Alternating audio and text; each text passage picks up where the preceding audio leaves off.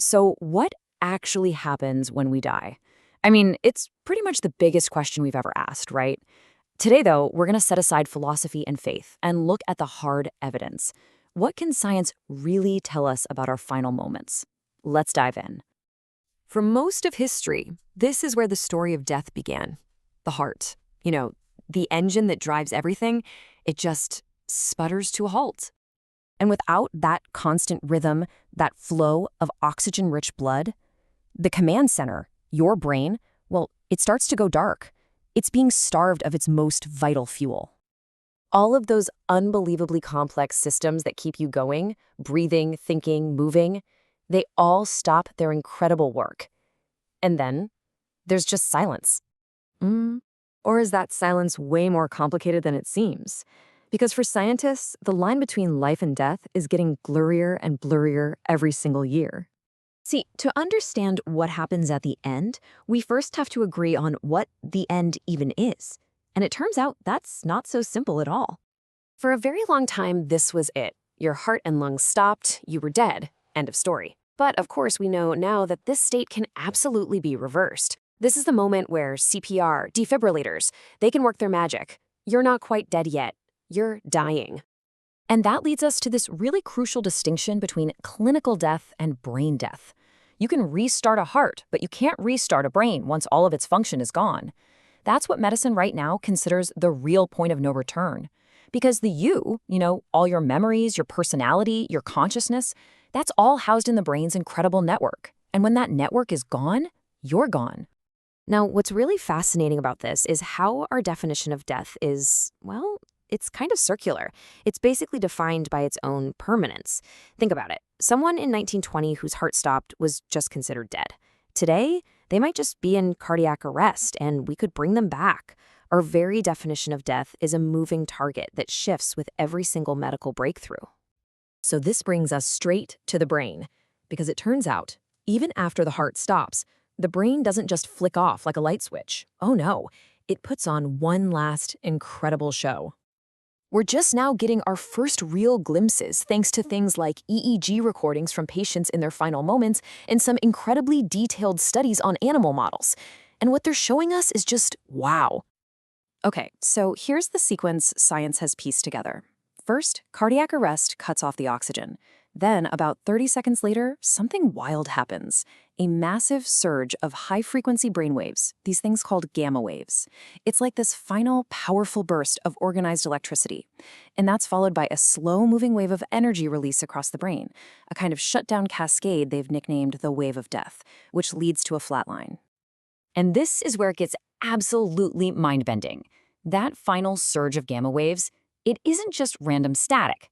The pattern is strikingly similar to the brain activity we see during really complex things, like deep memory recall, or dreaming, or even just conscious perception.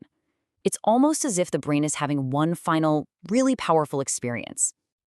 A final, powerful experience. Does that sound at all familiar? Let's talk about the reports from people who have gone right to the edge and actually come back. Near-death experiences. For decades, researchers have been cataloging these experiences, and using tools like this, the Grayson NDE scale, they found these stunningly consistent themes that cut across all cultures and all age groups. People report seeing scenes from their past flash before their eyes, feeling this incredible sense of peace, even feeling like they've separated from their physical body. And what's crucial here is that people who've had these experiences don't describe them as dreams or hallucinations. They insist they were intensely real, structured, and emotionally significant, like as real as any memory they have from their life. It's such a tantalizing link back to that burst of gamma activity we saw as associated with memory recall.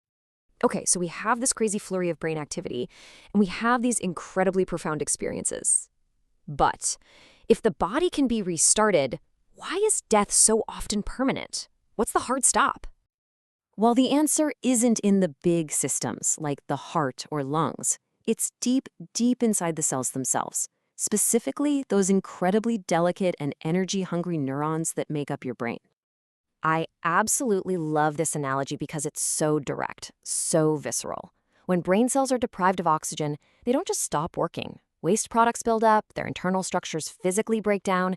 They change in a way that just can't be reversed. the proteins denature, the egg gets fried. Here's another way to think about it. Your consciousness, the unique pattern that is you, it's like a really complex program running in your brain's RAM. Now, when the power gets cut, that information is still there for a brief moment. But as the hardware itself, the brain cells, starts to physically degrade, that information is permanently lost. You can't just reboot a corrupted hard drive. So that's it, right? The hardware degrades, the information's lost, game over. Well, maybe not. The very definition of what we consider irreversible is now being challenged in some pretty major ways. The idea of actually repairing the brain's hardware after death has always been pure science fiction. But some genuinely stunning new breakthroughs are pushing this idea right to the very edge of scientific possibility. And this is where things get truly incredible. In lab experiments, scientists have managed to reoxygenate rodent brains after death and have seen a wave of resuscitation, a return of actual neuronal activity. Even crazier, a different team restored cellular function and circulation in the brains of pigs a full 4 hours after they had died. Just think about that for a second. It suggests the hardware, the brain itself, might not be as permanently fried as we've always believed. So here's where we are. Science is rapidly decoding the biological process of dying. We can see the surge of electricity, we get the cellular decay. But that central question, the nature of consciousness itself, that remains the great unknown. We're peeling back the layers on a process we once thought was just a simple single event. And the more we learn, the more complex and profound it becomes. It really leaves us with this final thought. Is death an absolute end? Or is it a biological threshold we are just now beginning to learn how to manipulate? The only thing science tells us for sure is that this story is far from over.